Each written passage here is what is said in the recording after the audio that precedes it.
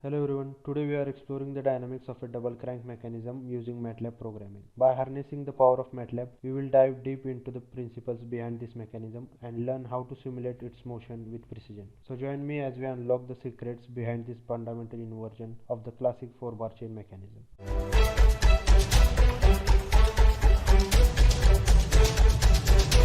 First of all, let's understand the basics of a double crank 4-bar chain mechanism. This mechanism consists of 4 links, out of which link 4 and link 2 are called as cranks, and the link 3 which connects these two cranks is called as coupling rod. The link 1 is called as fixed link, and this link maintains the constant distance between these two wheels. This first wheel is called as driven wheel, and this second wheel is called as driving wheel. Both the cranks from A to D and from B to C are of same length. When the power is given to this wheel through an engine, this crank AD rotates in this clockwise direction, and then this rotary motion is transferred through this coupling rod to the crank BC, and this crank rotates in this clockwise direction. This mechanism is mostly used in train wheels for transmitting the motion from one wheel to the another wheel. Now let's discuss the MATLAB code. First we declare the length of crank and the coupling rod, that is length AB and length BC. Next we create a 4x2 matrix NM to store the positional coordinates of points A, B and C, D. As we know that point A and D are fixed here, we have declared their positions over here. We are using these commands to create two circles at point A and point D. These circles act as wheels. Here we are using these two formulas along with the input of radius and this XY coordinate. Moving on to the next part, this omega variable here stores the value of angular velocity of the crank. So higher the omega value, higher will be the crank speed.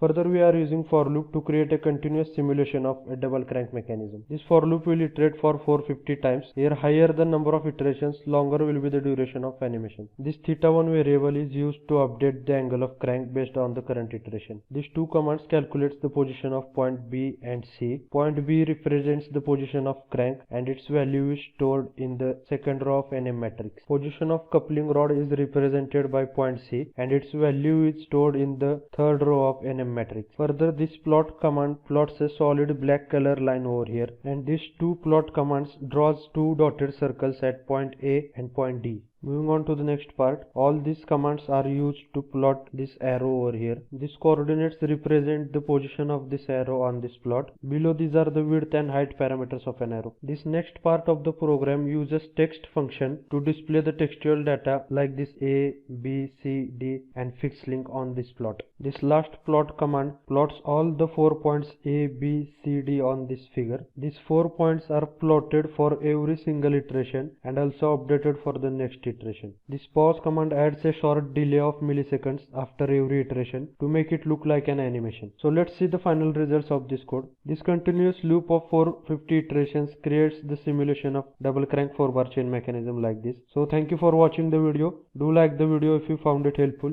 If you have any queries, post them in the comments or get in touch with us. Follow us on LinkedIn, Facebook and subscribe to our YouTube channel. Education is our future. MATLAB is our future. Happy MATLABing!